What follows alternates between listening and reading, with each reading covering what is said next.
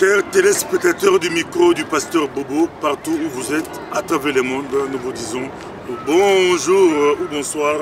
Ça dépend de l'heure à laquelle vous nous regardez. Mais nous ici, en Belgique ou en Europe, il fait vraiment, on dit, hyper chaud, c'est très chaud.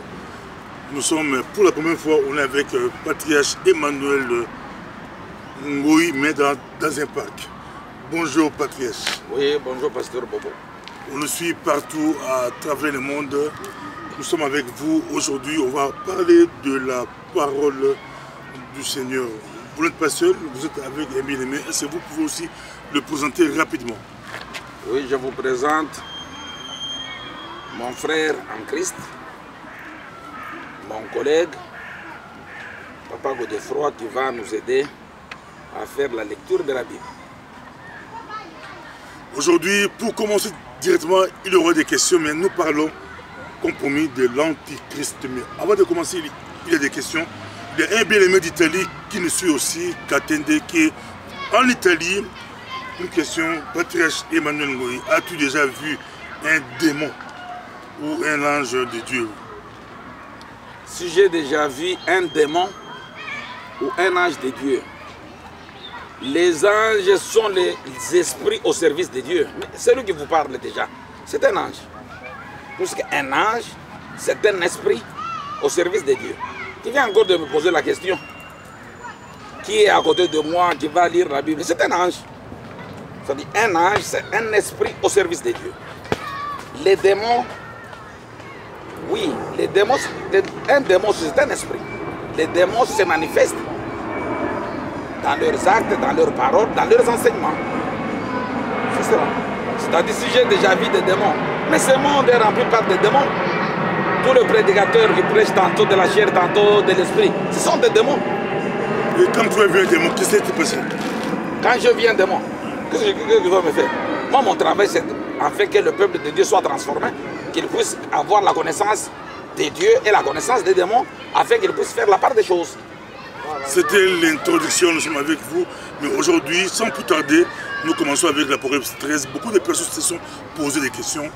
Patriarche qui explique que le pasteur Bobo lui a posé plus de 5 fois une question sur l'Apocalypse 13. Patriarche Emmanuel ne faisait que dévier, ne faisait que fuir l'Apocalypse 13. On se pose des questions. Est-ce que Patriarche Emmanuel maîtrise bien l'Apocalypse 13? Aujourd'hui, c'est les jours J, nous sommes avec lui. Apocalypse 13, l'histoire des deux bêtes. On vous laisse directement la parole. Apocalypse 13. Bon, parce que c'est la suite de l'Antichrist. Non, normalement, suivant la logique de Dieu, suivant sa méthodologie, dans la parole de Dieu, nous avons deux choses. Il y a la prédication, il y a aussi l'enseignement. Mais l'enseignement est réservé aux disciples.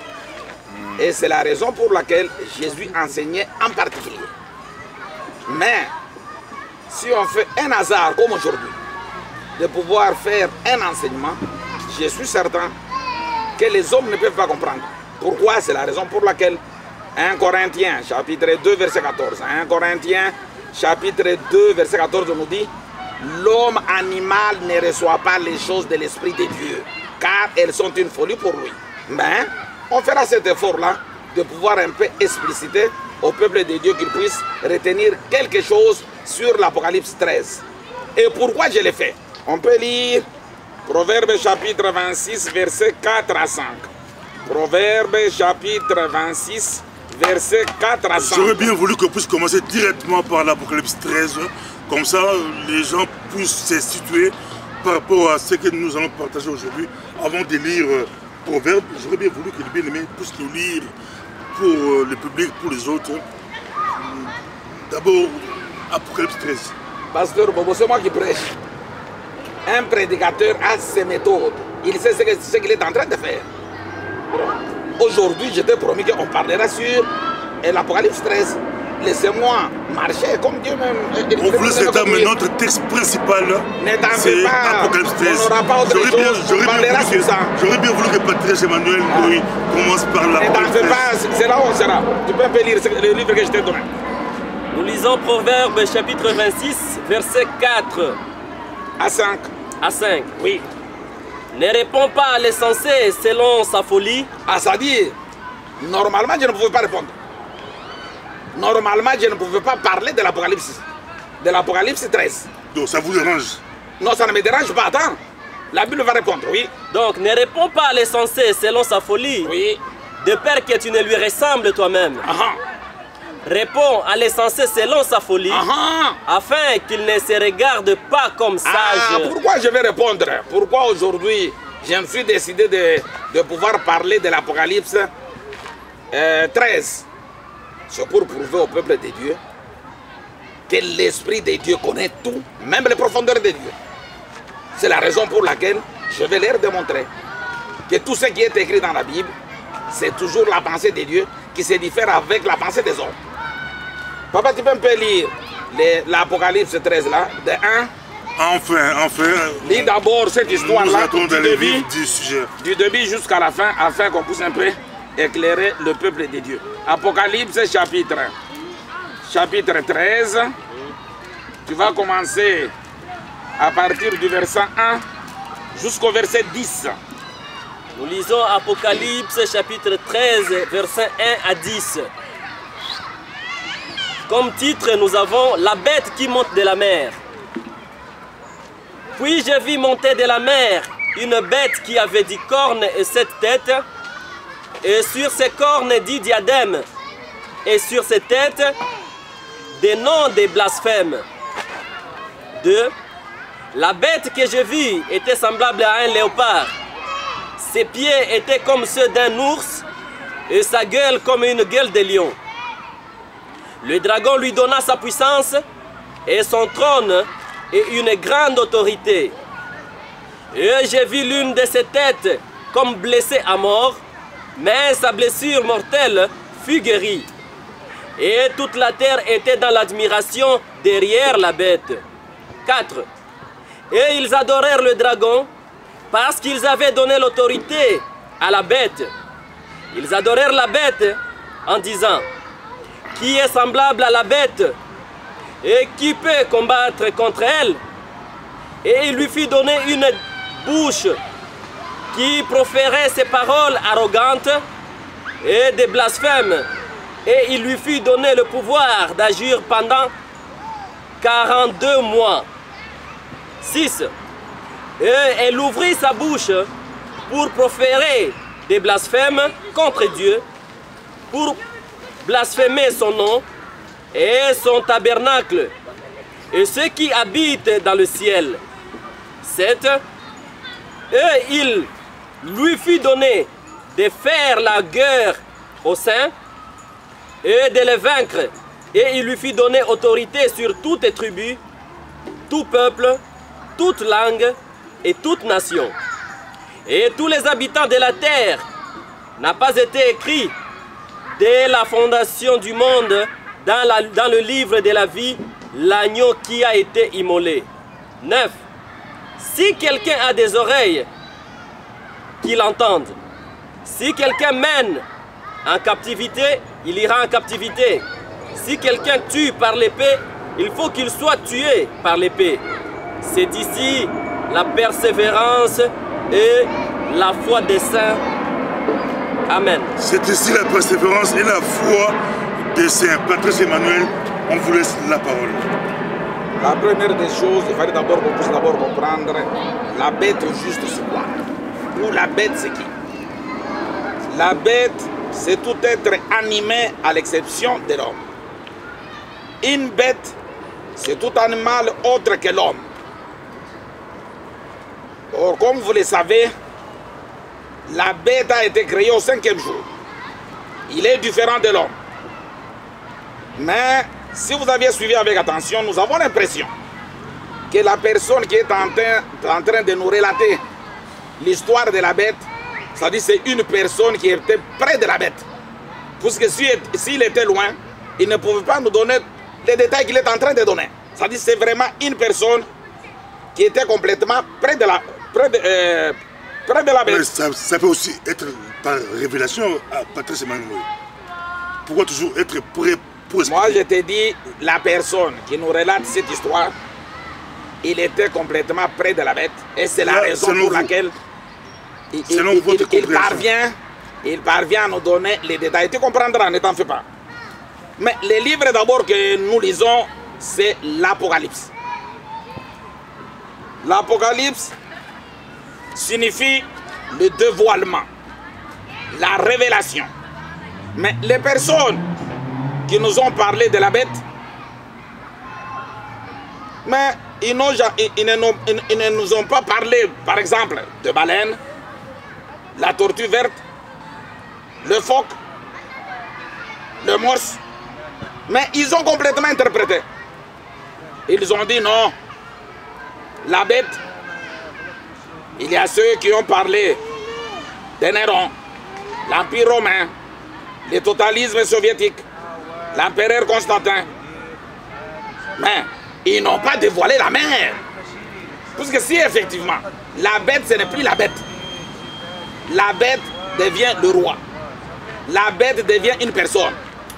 Mais toutes les personnes qui ont parlé sur l'Apocalypse, mais ils n'ont pas dévoilé, ils n'ont pas révélé la mer. Parce que cette bête doit sortir de la mer. La mer, c'est quoi? C'est la raison pour laquelle on doit entrer complètement en détail afin de pouvoir tout révéler. Puisqu'on nous dit que l'Esprit de Dieu connaît tout, même les profondeurs de Dieu. Et puis, les interprétations qu'il donne sur la bête, ses cornes, tout cela. Si vous vous référez dans ce livre, Actes chapitre 17, verset 11. Actes chapitre 17, verset 11. Nous lisons Actes. Patrice Emmanuel, sans vous interrompre, je vais vous laisser la parole, mais c'est le début. Vous donnez un verset, un chapitre, directement vous sautez sans pour autant expliquer. Vous commencez par un disque qu'on a lu, c'était bien. Mais au lieu d'expliquer, si je prends ici avec ma Bible, on voit, puis j'ai vu monter de la mer une bête qui avait 10 cornes et 7 têtes, et sur ses cornes 10 diadèmes, et sur ses têtes des noms de blasphème. Ça c'est le verset 1. Commencez d'abord à expliquer, Patrice Emmanuel. Pasteur Bobo, je t'ai toujours dit, ce que tu dois comprendre, chaque jour, quand nous parlons avec toi, là je prêche. Aujourd'hui, je ne prêche pas. C'est là où tu te rendras compte. Aujourd'hui, tu verras la différence entre une prédication et un enseignement. Tu es pressé pourquoi? Ne t'en fais pas. Patrice Emmanuel, sois là-bas, c'est la raison pour laquelle, quand je suis là, je te dis d'abord, toutes les personnes évitez de qui ont parlé, surestimer, mais on vous suit. Non, ne vous en faites pas, je dis ceci. Toutes les personnes qui ont écrit, qui ont parlé sur la bête, mais tout ce qu'ils ont interprété, c'est la raison pour laquelle je donne le verset. Tu peux lire d'abord le verset. Nous lisons Actes chapitre 17, verset 11. Verset 11. Oui. Ces Juifs avaient des sentiments plus nobles que ceux de Thessalonique. Oui. Ils reçurent la parole avec beaucoup d'empressement. Et ils examinaient chaque jour les Écritures pour voir si ce qu'on leur disait était exact. Alors, quand tu interprètes quelque chose, il faudrait qu'il y ait une preuve. Comment est-ce que nous saurons que ce que tu dis c'est la vérité?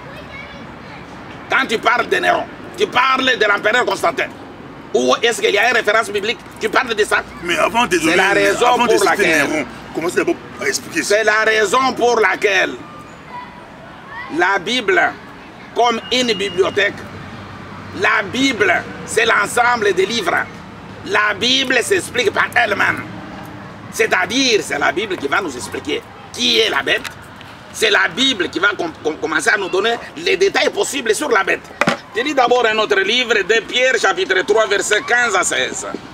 2 Pierre, chapitre 3, verset 15 à 16. Puisque la fois passée, tu m'avais dit non, il y a quelqu'un qui a très bien expliqué. Or, je t'ai posé une petite question. Qu'est-ce que tu as compris sur ce qu'il a dit? Or, tout ce qu'il a dit, il n'y a jamais eu de référence biblique. Mais toi, tu auras même des références bibliques et de preuves. Vous nous suivez partout à travers le monde. Si vous voulez bien aussi passer, expliquer Apocalypse 13, la porte vous est ouverte. Aujourd'hui, on est avec Patrice Emmanuel. On suit votre vision, on suit votre version. Tout à fait. On suit comment vous expliquer. Mais les autres aussi, si vous voulez aussi expliquer Apocalypse 13, nous sommes là. Patrice Emmanuel. 2 Pierre chapitre 3, verset 15 à 16. 2 Pierre chapitre 3, verset 15 à 16. Verset 15 à 16. Oui. Croyez que la patience de notre Seigneur est notre salut et votre salut. Comme notre bien-aimé frère Paul vous l'a aussi écrit, selon la sagesse qui lui a été donnée. C'est ce qu'il fait. Dans toutes les lettres où il parle de ces choses, dans lesquelles il y a des points difficiles à comprendre, dont les personnes ignorantes et mal affermies tordent le sens comme celui des autres écritures pour leur propre ruine. Ce que nous devons d'abord retenir, mes frères, vous devez comprendre que tout ce qui est écrit dans la Bible, c'est la sagesse de Dieu. Ça vient de Dieu. Ça ne vient pas de nous. La Bible, c'est la pensée de Dieu. La Bible, c'est la sagesse de Dieu. Il faudrait que Dieu lui-même nous explique dans sa pensée. Dieu lui-même nous explique dans sa sagesse. 2 Pierre chapitre 1, verset 20 à 21. Ça, c'est le style chapitre 1, verset 20 à 21. 2 Pierre chapitre 1. Donc, 40 versets avant. 2 Pierre chapitre 1, verset 20 à 21. Verset 20 à 21. Aujourd'hui, c'est la Bible qui doit parler. C'est la Bible qui doit nous donner des réponses. Ça ne viendra pas de ma tête. Oui. Sachant tout d'abord vous-même qu'aucune prophétie de l'Écriture ne peut être un objet d'interprétation particulière. Ah, c'est-à-dire que tu ne peux pas donner ton interprétation à toi. Que, attends, que la bête, c'est la chemise. Non. Donne de preuves qui nous prouvent que la bête, c'est la chemise. Donne de preuves qui nous prouvent que la bête veut dire un roi. Donne de preuves. Il faut donner des justifications. On ne peut pas donner une interprétation particulière dans la parole de Dieu. Reprends, mon frère. Nous reprenons 2 Pierre chapitre 1, verset 20 à 21. Oui. 20. Sachant tout d'abord vous-même qu'aucune prophétie de l'Écriture ne peut être un objet d'interprétation particulière, car ce n'est pas par une volonté d'homme qu'une prophétie a jamais été apportée, mais c'est poussé par l'Esprit ou par le Saint-Esprit que les hommes ont parlé de la part de Dieu. Pour les enfants de la maison, ils ont déjà compris. J'ai dit que la bête, c'est 5. Il est différent de 6. Maintenant, la bête au juste, c'est qui ou c'est quoi? Ézéchiel chapitre 34, versets 5 à 6. Ézéchiel chapitre 34, versets 5 à 6. Qui est la bête? Oui. 34, verset 5 à 6. Oui. Elles se sont dispersées parce qu'elles n'avaient point de pasteur. Elles sont devenues la proie de toutes les bêtes des champs. Ah, c'est-à-dire les disciples. Les agneaux se sont dispersés dans toutes les montagnes et ils sont devenus aujourd'hui la proie des bêtes. Papa reprend et puis tu lis très bien. Je relis Ézéchiel. Parce que nous voulons voir cette bête-là qui doit sortir de la mer. Qui est la bête? Ézéchiel chapitre 34, oui. Versets 5 à 6. Elles se sont dispersées parce qu'elles n'avaient point de pasteur. Oui, le pasteur n'est pas là. Elles sont devenues la proie de toutes les bêtes des champs. Ah, c'est-à-dire les disciples sont devenus la proie de toutes les bêtes des champs. C'est-à-dire, ceux qui vous encadrent aujourd'hui, ceux qui vous prêchent aujourd'hui, ce sont des bêtes. Oui. Elles se sont dispersées. Oui. Mon troupeau est errant sur toutes les montagnes. Les troupeaux de Dieu sont errants. On ne sait pas où est-ce qu'ils doivent aller. Et sur toutes les collines élevées. Oui. Mon troupeau est dispersé sur toute la face du pays. Nul n'en prend souci. Oui. Nul ne le cherche. Oui. Amen. Ici, le verset d'abord nous dit que le peuple de Dieu, les fidèles sont encadrés par des bêtes. Les fidèles sont abandonnés à leur merci. Et ceux qui les encadrent, ce ne sont pas des hommes, mais des bêtes. Qui est la bête? Psaume chapitre 73, verset 22. Psaume chapitre 73, verset 22. Nous lisons Psaume chapitre 73, verset 22. 22. J'étais stupide et sans intelligence. J'étais à ton égard comme les bêtes. C'est-à-dire une bête c'est une personne qui n'a pas l'intelligence de Dieu. C'est une personne qui est en train de transmettre l'intelligence et la sagesse humaine. C'est ça une bête. C'est-à-dire quand tu te mets debout, tu es en train de transmettre l'intelligence et la sagesse humaine devant la face de Dieu qui est une bête. Job chapitre 12 verset 7. Job chapitre 12 verset 7. Le livre de Job chapitre 12, le verset 7. Job chapitre 12.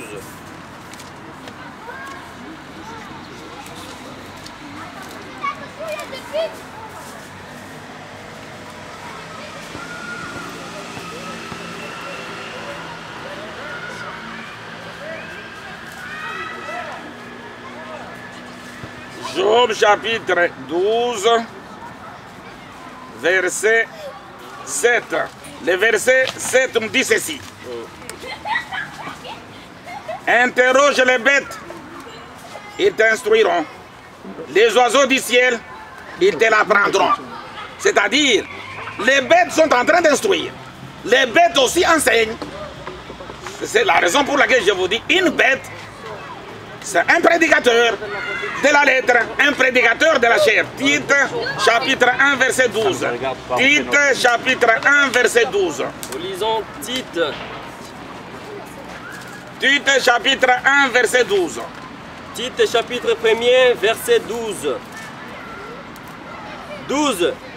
L'un d'entre eux, leur propre prophète, a dit: Crée-toi, toujours menteur, méchante bête, ventre paresseux. C'est-à-dire, toute personne qui enseigne la lettre, les choses palpables, c'est une bête devant la sagesse de Dieu. Puisque les mensonges, c'est l'effet d'enseigner la chair. Les choses palpables, les choses physiques. Le dernier livre, pour qu'on puisse un peu d'abord comprendre la bête, c'est Jude, verset 10. Je peux lire. Jude, verset 10. Eux, au contraire, ils parlent d'une manière injurieuse de ce qu'ils ignorent. Et ils se corrompent dans ce qu'ils savent naturellement, comme le brut. C'est-à-dire, la bête, c'est un prédicateur. La bête, c'est toute personne qui est conduite, qui est en train de transmettre l'intelligence et la sagesse humaine. Mais on nous dit, cette bête sort de la mer. Maintenant, la mer, c'est quoi? Là où la bête doit sortir. Parce que si nous parlons des rois de la terre, aucun roi n'est sorti de la mer. Les rois sont enfantés. Mais ici, cette bête doit sortir de la mer. La mer, c'est quoi? Amos chapitre 8. Amos chapitre 8, verset 11 à 12. Amos chapitre 8, verset 11 à 12. Puisque la bête doit sortir de la mer. Amos chapitre 8. Oui, verset 11 à 12. Verset 11 à 12. Oui. 11. Voici, les jours viennent, dit le Seigneur l'Éternel. Les jours viennent, dit l'Éternel, oui. Où j'enverrai la famine dans le pays. Où j'enverrai la famine dans le pays. Non pas la disette du pain et de soif d'eau. Oui. Mais la faim et la soif d'entendre les paroles de l'Éternel. Ils seront alors errants d'une mer à l'autre. Les hommes seront errants d'une mer à l'autre. Pour chercher. Du septentrion à l'orient. Oui. Ils iront ça et là pour chercher la parole de l'Éternel. Et ils ne trouveront pas. Frères et sœurs, on nous dit la bête doit sortir de la mer. La mer, c'est quoi?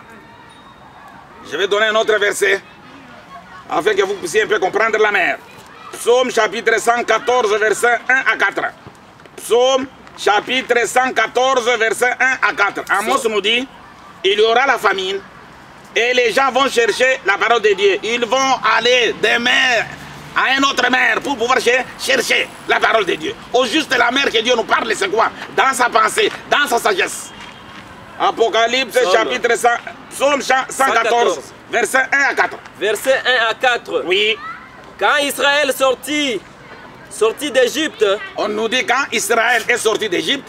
Quand la maison de Jacob s'éloigna d'un peuple barbare. Quand la maison d'Israël s'est éloignée Des peuples barbares, oui, des Égyptiens. Juda devint sanctuaire, Israël fut domaine.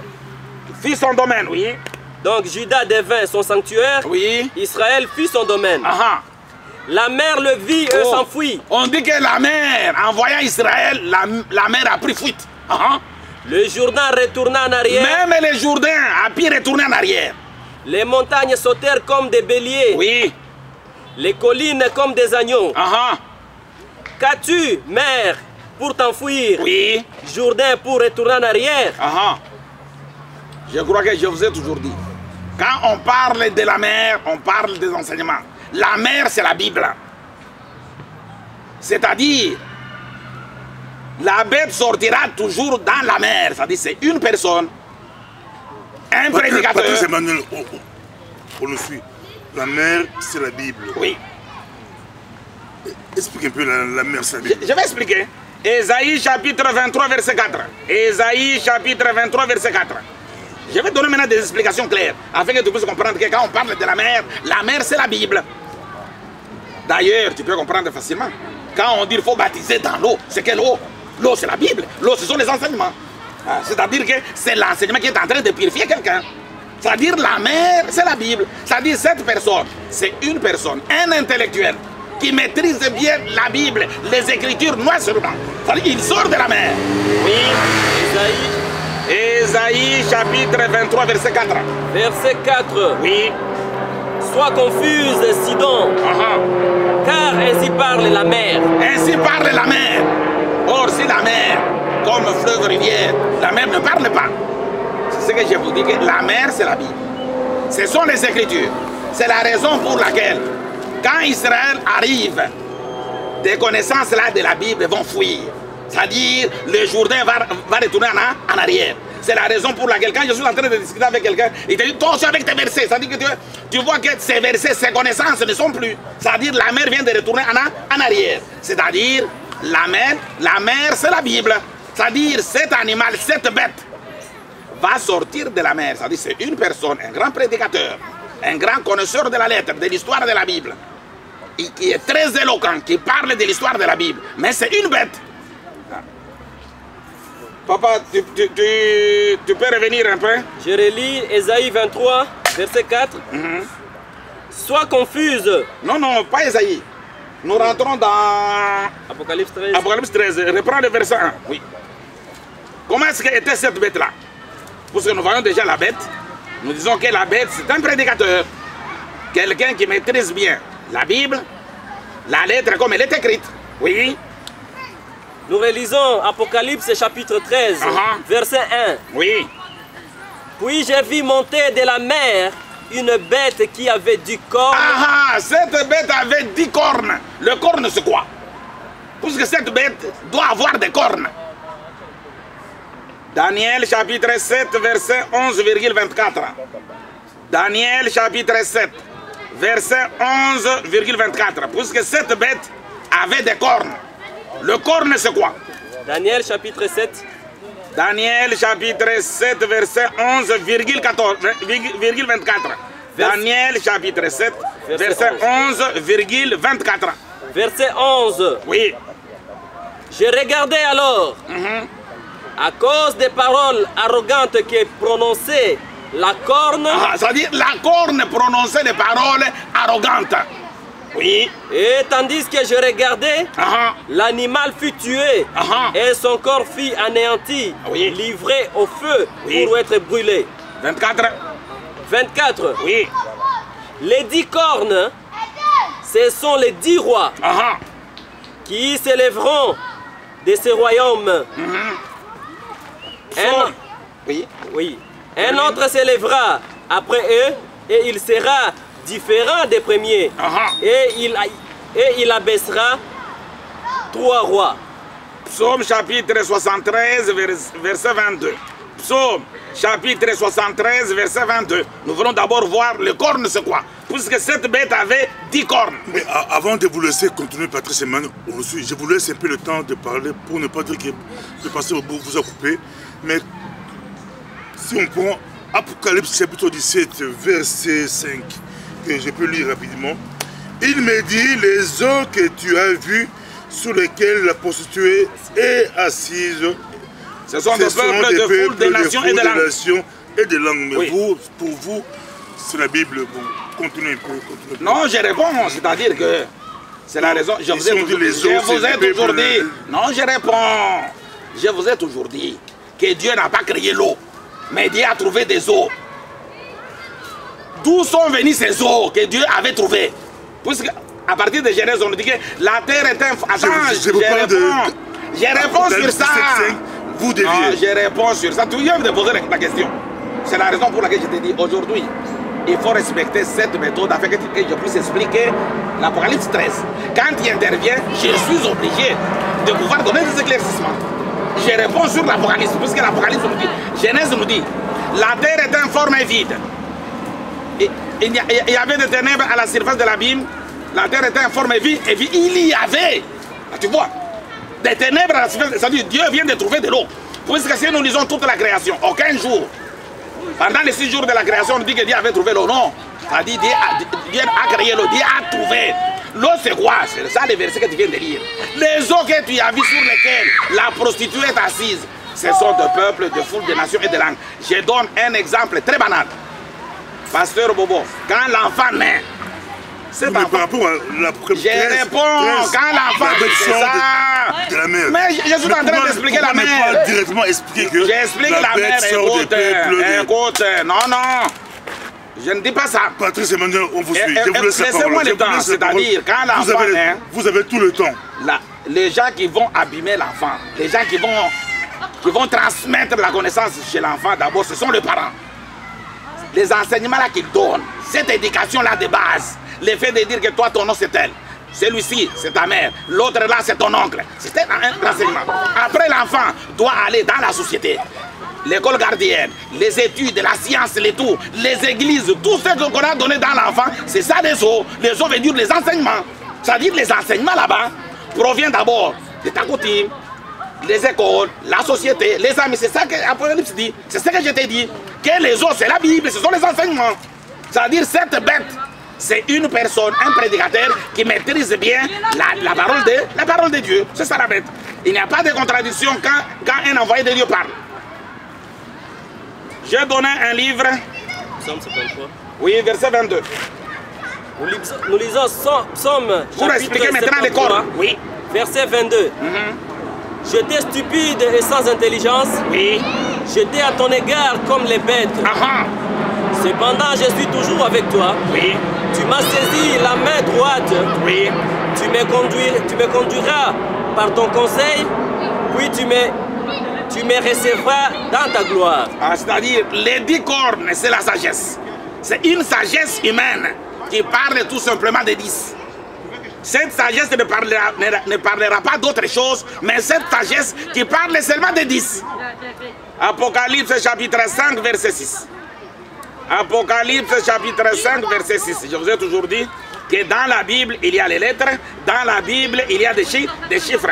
C'est la raison pour laquelle Psaume chapitre 90 ou 90, verset 12, qui nous dit « Enseigne-nous à bien compter les jours ». C'est-à-dire il y a des choses que je ne peux pas ouvrir, mais vous devez retenir que les cornes, c'est cette sagesse-là, mais qui parle tout simplement des 10. On comprendra les 10. On peut déjà toucher l'Apocalypse 13, 11, parce que... Oui, nous allons petit à petit. Apocalypse chapitre 5, verset 6. Verset 6. Oui. Et j'ai vu au milieu du trône, et des 4 êtres vivants, et au milieu de vieillards, un agneau qui était là, comme immolé. Il avait 7 cornes, et 7 yeux, qui sont les 7 esprits de Dieu, envoyés par toute la terre. Or, quand nous parlons de l'Esprit de Dieu c'est la sagesse de Dieu. Mais ces cornes-ci, ce n'est pas la sagesse de Dieu, mais la sagesse humaine. Et puis on nous dit, cette bête-là avait 7 têtes. Les têtes, c'est quoi? Colossiens chapitre 1, verset 18. Voyons maintenant les têtes. Puisque cette bête avait 7 têtes. Les têtes, c'est quoi? Colossiens chapitre 1, verset 18. Colossiens chapitre 1, verset 18. Verset 18. Oui. Il est la tête du corps de l'Église. On parle de Christ. Il est la tête du corps de l'Église, oui. Il est le commencement, Oui. le premier-né d'entre les morts, Oui. afin d'être en tout le premier. Aha. 1 Corinthiens chapitre 11 verset 3. 1 Corinthiens chapitre 11 verset 3, on nous dit que l'homme c'est la tête de la femme et Christ c'est la tête de l'homme et Dieu est la tête de Christ. Quand on parle de la tête c'est l'intelligence. C'est cette intelligence-là qui conduit l'homme. Mais concernant la bête, l'intelligence qui conduit la bête, c'est l'intelligence humaine. Vous pouvez lire des Chroniques, non? Des Chroniques, chapitre 13, verset 12. 2 Chroniques, chapitre 13, verset 12. C'est-à-dire, on nous dit que Christ est la tête de l'Église. C'est-à-dire, ce qui doit conduire l'Église, ce qui doit conduire l'homme de Dieu, c'est l'intelligence de Dieu. C'est ça Christ. Mais ici, la bête, ce qui les conduit, c'est l'intelligence humaine. C'est la raison pour laquelle on dit que c'est lui qui est la tête de l'Église, oui. 2 Chroniques, chapitre 13, verset 12. 2 Chroniques, chapitre 13, verset 12. Verset 12. Oui. Le verset 12 nous dit ceci. Oui. Voici, Dieu et ses sacrificateurs sont avec nous, à notre tête, Oui. et nous avons les trompettes. On nous dit que Dieu est à notre tête, c'est-à-dire c'est Dieu qui nous conduit. C'est l'intelligence de Dieu qui nous conduit. Mais la bête est conduite par l'intelligence humaine. Mais on nous dit, il avait 7 têtes. Dans toutes vos églises du monde, tous vos enseignements parlent seulement de cette loi d'or. Il ne faut pas voler, il ne faut pas se prostituer. Un point trait. C'est ça les renseignements. C'est cette bête-là qui avait 7 têtes. C'est-à-dire c'est une intelligence humaine qui parle tout simplement de cette loi d'or. C'est tout. Il n'y a pas autre chose. Je reprends un autre verset. Ézéchiel chapitre 38 verset 8. Ézéchiel 38, verset 8. Oui, Ézéchiel chapitre 38 verset 8. Verset 8. Oui. Après bien des jours, tu seras leur tête. Tu seras leur tête. Dans la suite des années, Oui. tu marcheras contre le pays. Genèse chapitre 3 verset 15. Je ne peux pas encore donner d'autres. J'ai tant de versets, mais on s'arrête d'abord là. Genèse chapitre 3 verset 15 pour comprendre la tête. Nous lisons Genèse chapitre 3, verset 15. Oui. Qu'est-ce que le serpent fera? Je mettrai inimité entre toi et la femme, Oui. entre la postérité et sa postérité. Oui, celui-ci. Celle-ci t'écrasera la tête. Ah, c'est-à-dire le serpent, quand il voit un homme de Dieu, il cherche seulement à écraser la tête, à détruire l'intelligence de Dieu. Parce que quand nous disons que toute la Bible, c'est l'intelligence de Dieu, nous devons interpréter le tout spirituellement. C'est ce que la bête ne veut plus. La bête cherche tout simplement à écraser la tête, à écraser la sagesse de Dieu. Et puis on nous dit, cette bête avait 10 diadèmes. Les diadèmes, c'est quoi? Nous devons comprendre le tout. Il faudrait que enfin que l'homme de Dieu puisse un peu comprendre que effectivement la bête que l'Apocalypse parle, on parle au juste de qui? Cette bête avait 10 diadèmes. Les diadèmes, c'est le bandeau orné, un signe du pouvoir monarchique. Proverbe, chapitre 4, verset 9. Je reprends. Les diadèmes, c'est un bandeau orné, un signe du pouvoir monarchique. Proverbe, chapitre 4, verset 9. Pour comprendre, les diadèmes, c'est quoi? Qui était sur la bête. Proverbe, chapitre 4. Verset 9.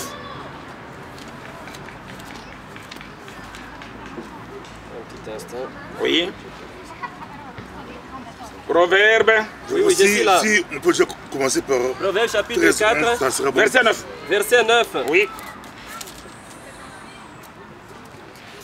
Le verset 9 nous dit ceci. Oui. Elle mettra sur la terre. Verset 31. Oui. Ainsi parle le Seigneur l'Éternel. Oui. La tiare sera ôtée, Oui. le diadème sera enlevé. Aha.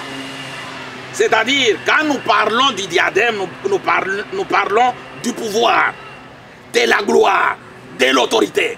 C'est la raison pour laquelle, quand la bête parle, il parle avec autorité. C'est la raison pour laquelle tu ne peux même pas lui poser la question. Il est autoritaire. Mais ici, on nous dit qu'il y aura un temps que ce pouvoir tombera. Papa, tu peux reprendre? Je reprends Ézéchiel Oui. 21, verset 31. ou bien Ésaïe chapitre 3, verset 18 à 20. Ésaïe chapitre 3, verset 18 à 20. Patriarche Emmanuel Ngoï peut déjà commencer clairement à expliquer, à conclure sur l'Apocalypse de la bête qui sort de la mer. Et puis on ne peut pas. La bête qui sort de la terre. D'abord, c'est très important. On ne peut pas aller trop pressé. C'est mieux que la population ou les fidèles puissent un peu comprendre chaque chose avec sa signification. Parce que quand quelqu'un est en train de contredire, sans preuve, sans quoi que ce soit, tu dois avoir des preuves. C'est la raison pour laquelle je vous avais dit que... On ne peut pas aussi laisser Patriarche Emmanuel pendant 2 heures ou 3 heures. Mais je donne la raison pour laquelle je t'avais dit que... Apocalypse chapitre 13, quand j'ai refusé, je te disais que je dois enseigner. Je dois expliquer chaque verset. Patriarche Emmanuel, un dimanche, il te faut 6 heures du temps pour expliquer. Non, tu es déjà venu chez nous. Il y a les jours de l'enseignement. L'enseignement nous prend 3 heures ou 2 heures, c'est l'enseignement. Et la prédication peut nous prendre 45-50 minutes. Ça, c'est l'enseignement. C'est ce que je te disais. Quand j'ai refusé, tu croyais que je ne savais pas. Je vais te prouver que je vais expliquer chaque chose dans la Bible pour te prouver que toutes ces interprétations-là, ce sont des interprétations diaboliques. Dans le temps, si vous n'arrivez pas à terminer aujourd'hui, je vais terminer. Vous pouvez faire la suite après, mais non, je ferai tout. Je vais conclure. 6 heures du temps pour... D'ailleurs, quand tu interviens, tu ne fais que déranger le temps. Laisse-moi aller très vite, donner une conclusion, tu comprendras au juste la bête qui sort de la mer, c'est qui? Ou c'est quoi? C'est ça. Ésaïe chapitre 18, verset chapitre 3 18 à 20. Oui. En ce jour, oui, le Seigneur ôtera les boucles qui servent d'ornement à leurs pieds, et les filets et les croissants, les pendants d'oreilles, les bracelets et les voiles, les diadèmes, les chaînettes des pieds et les ceintures, les boîtes de senteurs et les amulettes. Oui, j'ai dit ceci. Les diadèmes, c'est le pouvoir, c'est la gloire, c'est l'autorité. Ça dit cette bête, et il est autoritaire. Même quand il parle, même quand il enseigne, c'est quelqu'un qui est autoritaire. C'est ça la bête. Reprends maintenant, tu rentres le verset 1er, on termine d'abord le verset 1. Vite. Apocalypse chapitre. Oui. Il vous reste plus ou moins 25 minutes. Je vais terminer, ne t'en fais pas, je ferai tout. Verset 1. Oui. Puis j'ai vu monter de la mer une bête qui avait 10 cornes et 7 têtes. Et sur les cornes 10 diadèmes, et sur ces têtes des noms de blasphèmes. Ah, on dit que sur ces têtes, il y avait tout simplement les noms de blasphème. Or, blasphémer, c'est une parole qui outrage Dieu. C'est un discours, une parole qui outrage Dieu. C'est-à-dire, quand quelqu'un contredit le Saint-Esprit, il est en train d'outrager Dieu. Matthieu chapitre 12, verset 31 à 32. Matthieu chapitre 12, verset 31 à 32. Matthieu 12. Ça dit quand il est en train de contredire l'esprit, ça dit qu'il est en train d'outrager Dieu. C'est pourquoi je vous dis, oui, tout péché et tout blasphème sera pardonné aux hommes, mais le blasphème contre l'esprit ne sera point pardonné. Quiconque parlera contre le Fils de l'homme, il lui sera pardonné, mais quiconque parlera contre le Saint-Esprit, il ne lui sera pardonné, ni dans le siècle, ni dans le siècle à venir. Tu prépares Jean chapitre 10, verset 33, moi je lis. Jean chapitre 10, verset 33, moi je lis. 1 Timothée chapitre 1, verset 20. 1 Timothée chapitre 1, verset 20. De ces nombres sont Hyménée et Alexandre, que j'ai livré à Satan afin qu'ils apprennent à ne pas blasphémer. J'ai dit que blasphémer, c'est outrager Dieu, c'est contredire la parole spirituelle. Quand tu es en train de contredire que la parole de Dieu n'est pas spirituelle, tu es en train d'outrager, tu es en train de blasphémer. Jean chapitre 10, verset 33. Nous lisons Jean chapitre 10, verset 33. Oui. Les Juifs lui répondirent, ce n'est point pour une bonne œuvre que nous te lapidons, mais pour un blasphème. Et parce que toi, qui es homme, tu t'es fait Dieu. Maintenant, on nous dit au verset 2 de l'Apocalypse 13, le verset 2, comment était cette bête-là? Verset 2. Oui. La bête que j'ai vue était semblable à un léopard. On nous dit que la bête était semblable à un léopard, c'est-à-dire c'est un animal qui est tache-tache, qui n'a pas une seule couleur. Jacques chapitre 5, Jacques chapitre 3, verset 10 à 12. Jacques chapitre 3, verset 10 à 12. C'est-à-dire pour connaître, pour voir la bête, comment il est en train de sortir de la mer. Tu verras que la bête est semblable à un léopard. Jacques chapitre 3, verset 10 à 12. Jacques chapitre 3, Oui. verset 10 à 12. Ah, comment il est comme un léopard, oui. Voilà, 3, verset 10. 10 à 12. 10. Oui. La 10, la Bible, le verset 10, c'est ici, voilà, j'y suis. De la même bouche De la même bouche. sortent la bénédiction et la malédiction. Dans la même bouche, il y a la bénédiction. Dans la même bouche, il y a la malédiction. Quand quelqu'un te dit que tout n'est pas spirituel, c'est-à-dire il y a des choses charnelles et il y a des choses spirituelles. C'est ça la bête. C'est-à-dire, il est comme le léopard. Tantôt c'est la chair, tantôt c'est l'esprit. Quand quelqu'un te dit non, moi-même je suis aigle et moi-même je suis aussi Autriche. La bête, léopard. Tantôt la chair, tantôt l'esprit. Oui. De la même bouche sortent de la bénédiction et la malédiction. Uh-huh. Il ne faut pas, mes frères, Oui. qu'il en soit ainsi. Uh-huh.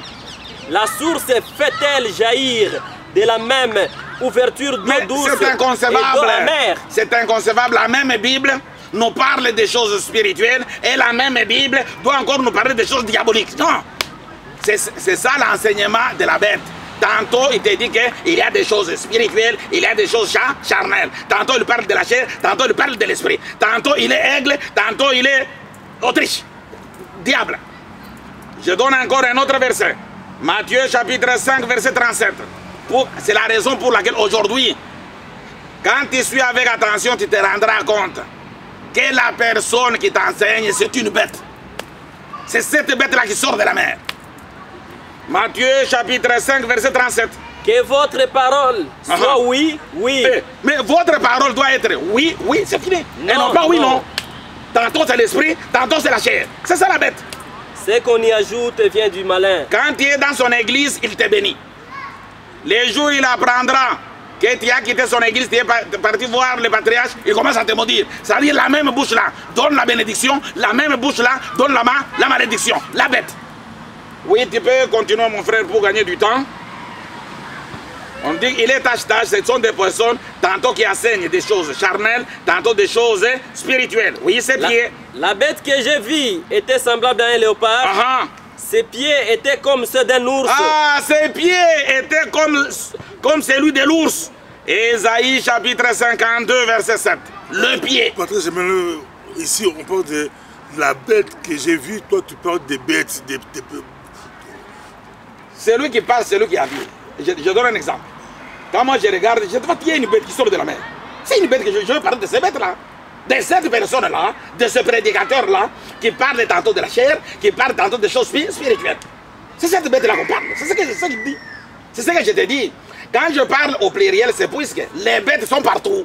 Tous ces prédicateurs-là, qui prêchent tantôt de la chair, tantôt de l'esprit, c'est cette bête-là. Nous sommes dans le contexte de l'Apocalypse 13. Le contexte de l'Apocalypse 13 nous enseigne un prédicateur là qui sort de la mer, c'est une personne qui maîtrise. On verra. On doit lire, on doit arriver. Ne t'en fais pas, on doit arriver. J'explique. C'est la raison pour laquelle tout ce que tu as appris, tout ce qu'on t'a enseigné, ce sont des faussetés qui n'ont même pas de preuves bibliques. Moi, je donne des preuves bibliques. Ne me coupe pas la parole. Laisse-moi un peu avancer afin de pouvoir éclairer le peuple de Dieu. Ses pieds étaient comme l'ours, les pieds de la bête. Ésaïe. Ne soyez pas hors contexte. Restez dans le contexte. Comment je peux sortir hors contexte? J'ai expliqué le verset 1. Maintenant, je commence à expliquer le verset 2. Je suis où? Jusqu'au verset 13. Je suis dans le contexte. Ésaïe chapitre 52, verset 7. Ésaïe 52. Oui. 52, verset 7. Verset 7, oui. 7. Oui. Qu'ils sont beaux sur les montagnes, les pieds de celui qui apporte des bonnes nouvelles, qui publie la paix. Qui sont beaux sur les montagnes, le pied de ceux qui annoncent la bonne nouvelle. C'est-à-dire le pied, c'est quoi au juste? Éphésiens, chapitre 6, verset 15. Éphésiens, chapitre 6, verset 15. C'est là on verra maintenant, ses pieds étaient comme l'ours. Chapitre Éphésiens. J'aimerais bien aujourd'hui, on va arrêter sur la bête qui sort de la mer. Oui. Et prochainement, Tout à on va fait. voir la bête qui sort de la terre. Éphésiens chapitre 6, verset 15. Oui. Verset 15. Mettez pour chaussure à vos pieds Oui, le zèle que donne l'évangile de paix. tout à fait.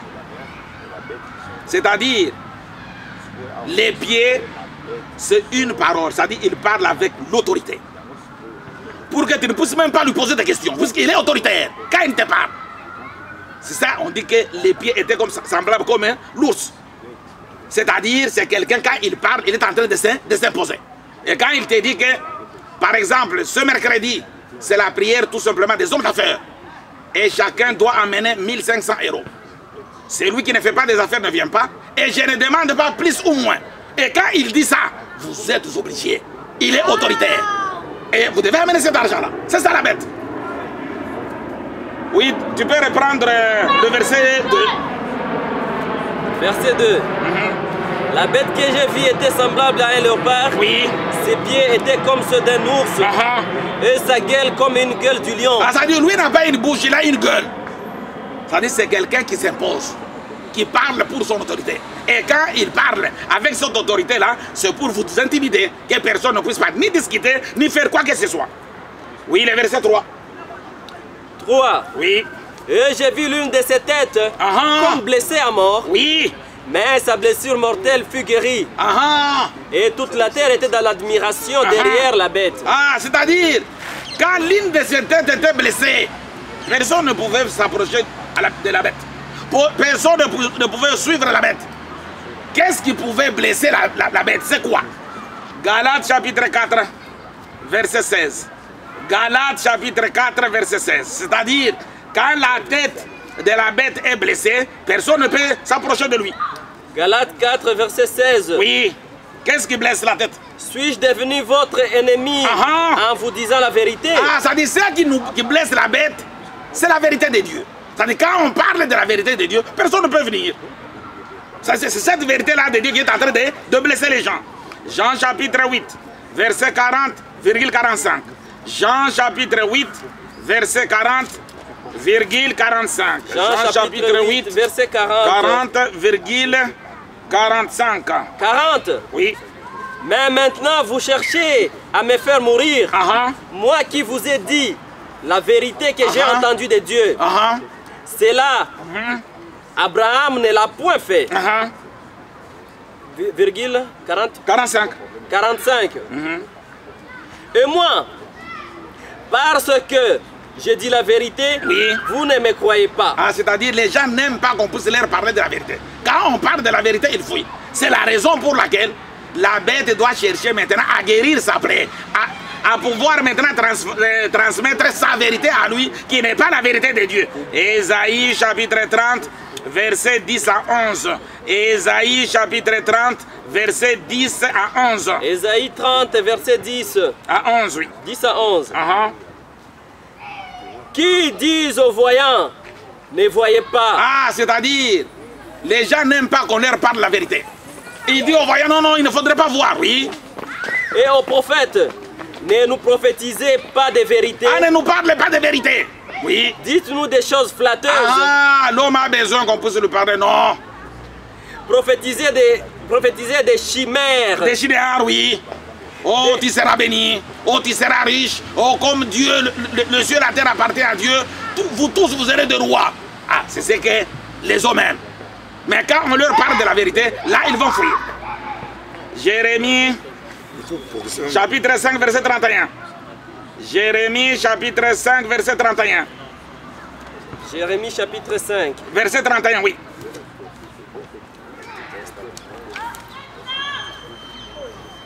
Jérémie, oui.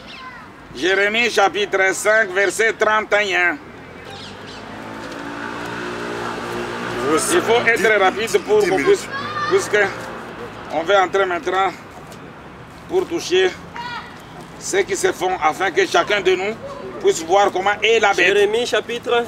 Jérémie, chapitre 5, verset 31. Tu seras toujours 5, verset 31. Oui. Et puis il ne faut pas quitter Jérémie, tu vas encore lire un autre livre là.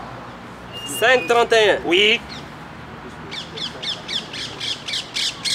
31, la Bible nous dit ceci. Oui. Oui. Les prophètes prophétisent avec fausseté. Les sanctificateurs dominent sous leur conduite. Oui. Et mon peuple prend plaisir à cela. Que ferez-vous à la fin? Oui. Jérémie chapitre 11, verset 21. Jérémie chapitre 11, verset 21. C'est-à-dire quand on est en train de prophétiser les gens, les mensonges. Oh! Si vous suivez ces enseignements, vous serez tous bénis. Vous serez tous des millionnaires. Mais il faudrait d'abord être malade.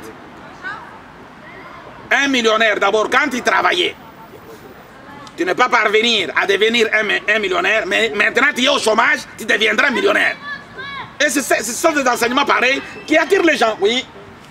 Jérémie chapitre 11, verset 21. Oui.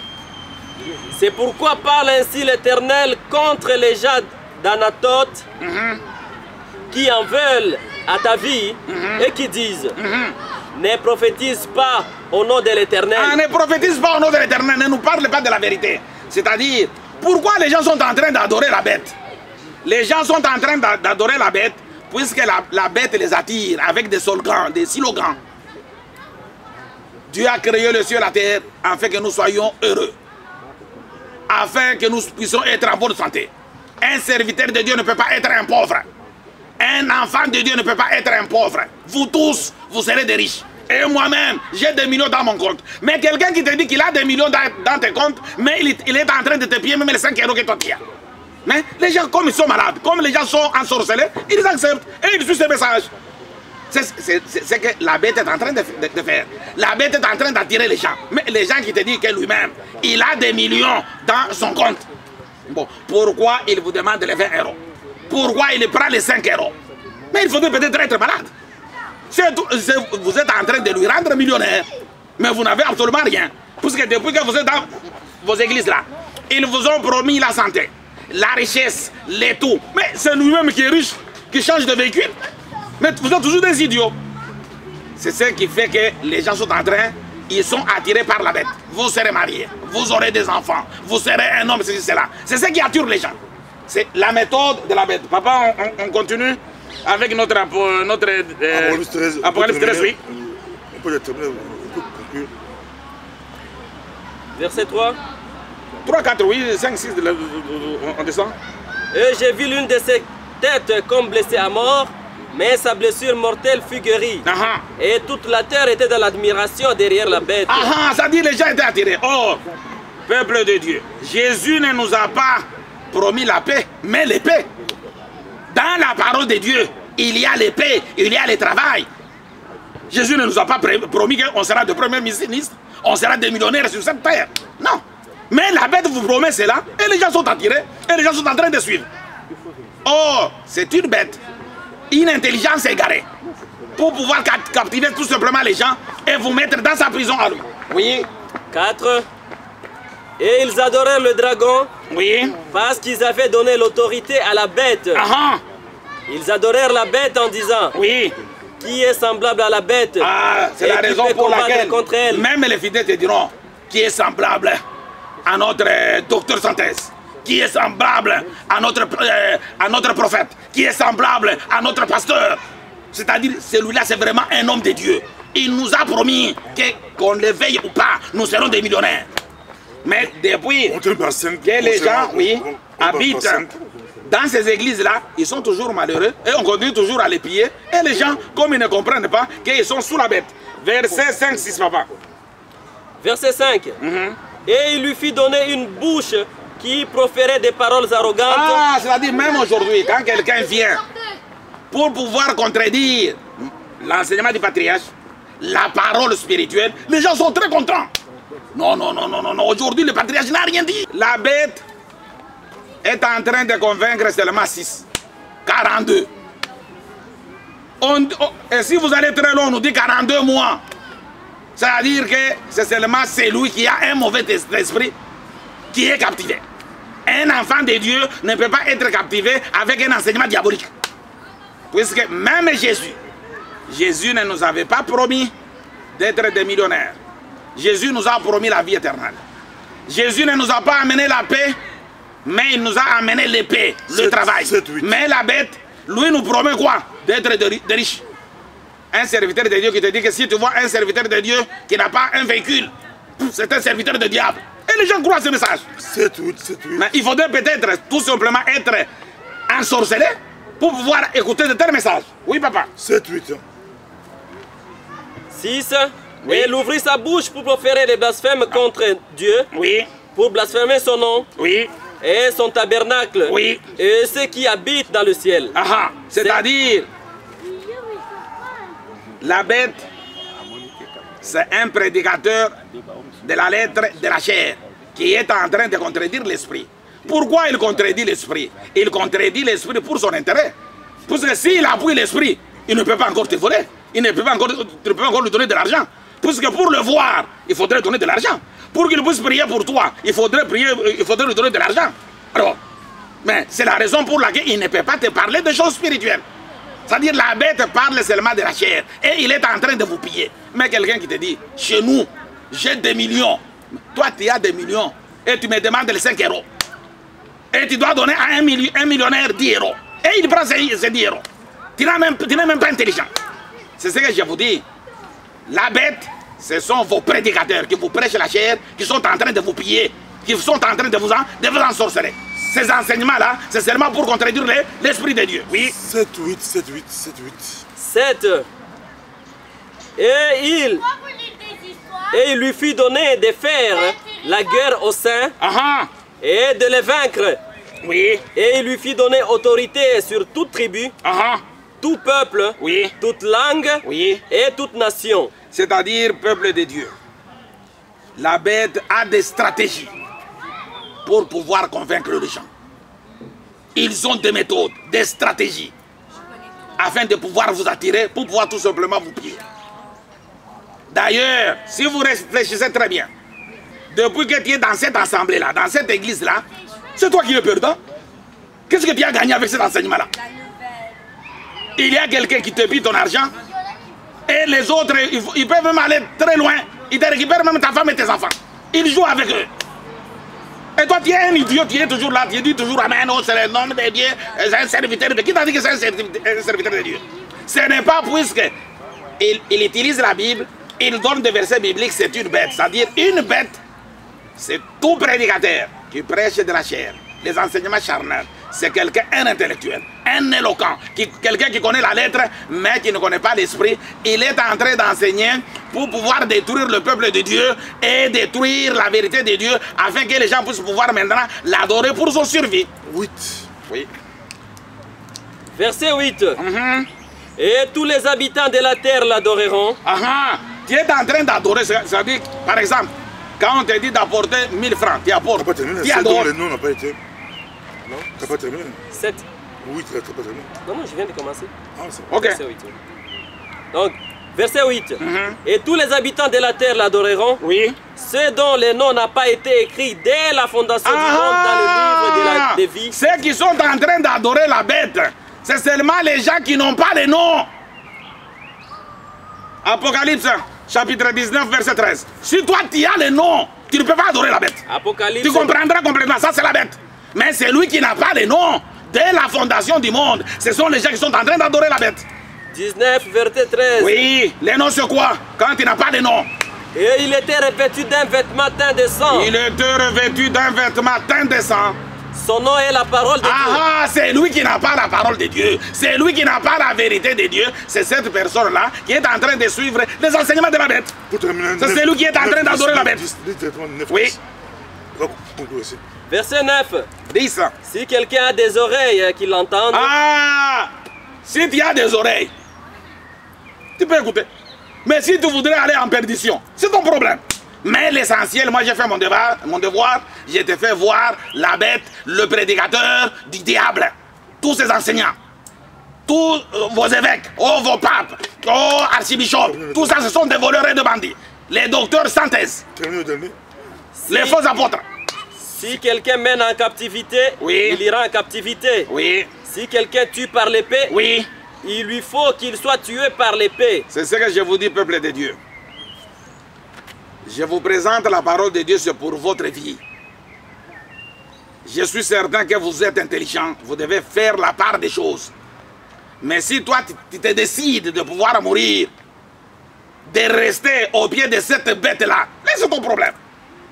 Ce n'est pas pour rien la parole de Dieu nous dit que l'homme animal ne reçoit pas les choses de l'Esprit de Dieu, car elles sont une folie pour lui. Merci beaucoup, nous sommes vraiment à la fin. Prochainement, on aura la bête qui sort de la terre. Mais une question qui vient d'Italie encore. Il y a beaucoup de questions de notre bien-aimé Katende, mais on va continuer prochainement. Oui. Mais vous pouvez répondre à cette question. Qui sont les deux témoins de l'Apocalypse 11? Les deux témoins, c'est toujours Moïse et Élie. C'est ça, les deux témoins. Ces deux témoins doivent-ils venir? C'est-à-dire, c'est la raison pour laquelle, si vous voyez ces deux témoins, Jésus avait gêné pendant 40 jours. Même ces deux témoins, ils ont aussi gêné pendant 40 jours. C'est-à-dire, quand il va se manifester, il faudrait que Moïse soit là, que Élie soit là. Là, je voudrais expliquer afin que tu puisses comprendre. Quand je parle de Moïse, Moïse représente la loi. C'est-à-dire, malgré tu as Élie, tu as la foi. Tu ne peux pas te prostituer, tu ne peux pas voler. C'est-à-dire, la loi est là. Et Élie, c'est là, c'est la foi. C'est comme ça. C'est-à-dire, un enfant de Dieu doit marcher avec Élie à l'extérieur, c'est-à-dire la loi, il est respecté avec Moïse. Et puis à l'intérieur, il a Élie la foi. C'est comme ça. On vous suit partout. C'est-à-dire, tu ne peux pas dire que j'ai la parole de Dieu, bon, je suis au-dessus de la loi, tu commences à voler, à piller, à coucher les femmes d'autrui, tu te crois que tu es dans la volonté de Dieu. Non, on vous suit partout. Ça, tu es la bête. Katende vous suit en Italie. Qui est le fils de l'Apocalypse 12? Les fils de l'Apocalypse 12. Mais il faut lire l'Apocalypse 12. Que je puisse comprendre, on parle de quel fils? Je ne peux pas répondre comme ça. Il faudrait lire que je puisse comprendre. Il pose la question sur quel verset de l'Apocalypse 12. L'Apocalypse 12, l'enfant qui devait naître, la femme qui a... Ah, l'enfant qu'on devrait tuer. Qui est ce fils-là? Ah, ok. Et Jean, premier épître de Jean, chapitre 5, verset 12. Premier épître de 1 Jean, chapitre 5, verset 12. Cet fils-là, c'est-à-dire la bête, il est prêt. Il cherche seulement à tuer l'enfant. Oui. C'est lui qui a le Fils à la vie. Ah, c'est lui qui a le Fils à la vie. C'est lui qui n'a pas le Fils de Dieu. N'a pas la vie. C'est-à-dire, quand j'enseigne, vous aviez Jésus. Jésus, c'est le Fils. C'est cette parole-là qui va te donner la vie éternelle. Mais la bête, elle est à côté. Elle cherche à détruire cet enseignement, cette vérité que tu viens d'acquérir. C'est ça. C'est cet Fils-là. Le prophète comme Moïse qui devrait venir était déjà venu. Je te dis d'abord ceci. Comme je vous ai toujours dit, la parole de Dieu, ce n'est pas une histoire, c'est une vie. Oui, je réponds pour moi. Pour moi, Moïse était déjà passé. Pour moi. Mais pour toi, non, il faut d'abord commencer par Moïse. Et puis maintenant, tu vas aller vers Élie. C'est comme ça. Ce prophète n'est pas Jésus-Christ. Non, je te dis, Moïse, c'est Moïse. Et Jésus, c'est Jésus. Ils sont très différents. D'ailleurs, Jean chapitre 1, verset 14. Jean chapitre 1, verset 14. Pour voir la différence. Tu ne peux pas confondre Jésus et Élie. Là, il faudrait être malade. Jean chapitre 1er. Oui. Verset 14. Ouais. Jean chapitre 1. Voilà. Oui. Verset 14. Et la parole a été faite chair. Oui. Et elle a habité parmi nous. Pleine de grâce et de vérité. Non. Jean chapitre 1, verset 17. Jean chapitre 1, verset 17. Verset 17. Oui, Jean chapitre 1, verset 17, oui. Car la loi a été donnée par Moïse. Car la loi a été donnée par Moïse. La grâce et la vérité sont venues par Jésus-Christ. La grâce et la vérité sont venues par Jésus. On ne peut pas confondre Moïse et Jésus. Ça devient de la folie. Merci beaucoup, nous sommes à la fin. Partout où vous êtes, vous pouvez envoyer vos questions. Aujourd'hui, on a beaucoup plus utilisé les questions de notre bien-aimé Katende qui est en Italie. Ça a été un plaisir pour nous de vous avoir avec nous. La suite, c'est la semaine prochaine, parce que nous voyageons pour l'Angleterre, pour Londres demain. Nous revenons la semaine prochaine. Si c'est possible, la semaine prochaine, nous reprenons avec Patriarche Emmanuel sur la bête qui sort de la terre. Partout où vous êtes, si vous voulez aussi intervenir, vous avez un message par rapport à Apocalypse 13, appelez-nous, nous sommes là. Merci beaucoup, ça a été un plaisir de vous avoir avec nous. On vous laisse une minute pour conclure. La première des choses, d'abord, je remercie le micro de Pasteur Bobo et Pasteur Bobo en particulier de pouvoir nous donner cette occasion. Je crois que Pasteur Bobo, tu t'es rendu compte que quand je refusais, je savais que ça devrait me prendre du temps. Il fallait que je puisse expliciter chaque chose. Et je devrais donner des preuves bibliques. Moi, je ne peux pas interpréter mentalement la parole de Dieu. On dirait que c'est ma parole à moi. Il faudrait toujours qu'il y ait des preuves. C'est-à-dire que les gens qui ont parlé sur la bête, quand ils ont parlé des rois, de ceci, cela, la mère, ils n'ont jamais interprété les cornes et tout. Mais, en bref, quand on parle de la bête c'est un animal, c'est toute personne qui est conduite par l'intelligence et la sagesse humaine. La mère, c'est la Bible, c'est une personne qui maîtrise bien la Bible, les versets bibliques, mais qui est en train de conduire les gens en erreur. Il est en train de les piller et les voler. Il les promet des choses qui ne peuvent jamais se réaliser. Ou quoi que ce soit. C'est ça la bête. De la bête qui sort de la mer, c'est un serviteur de Dieu. Un serviteur de Dieu, un prédicateur. On verra maintenant la bête qui sort de la terre, c'est qui? Merci beaucoup, ça a été spécial. On est dehors parce qu'il fait beau, il fait très chaud en Belgique, hyper chaud. On était dehors, mais peut-être prochainement, si la météo nous est favorable, peut-être on va revenir dans notre studio. Merci beaucoup, que Dieu vous bénisse. Mais avant de retirer ma main, on me dit que je puisse dire un mot sur Magazelle, l'ange de lumière, Vénératum Mushinde, que la grâce de Dieu soit sur elle. Amen. On n'a pas compris, on dit bonjour ici. On vous suit partout, que les gens puissent interpréter. Est-ce que Patriarche Emmanuel a touché, on ne sait pas, qui vous adorez là-bas, qui vous vénérez. Il faut que vous puissiez l'expliquer clairement. C'est qui? J'ai dit c'est Magazelle. Magazelle. L'ange de lumière. Vénératum Mushinde. C'est mon épouse. Merci beaucoup, nous sommes à la fin. Que Dieu vous bénisse. Merci, Pasteur Bobo.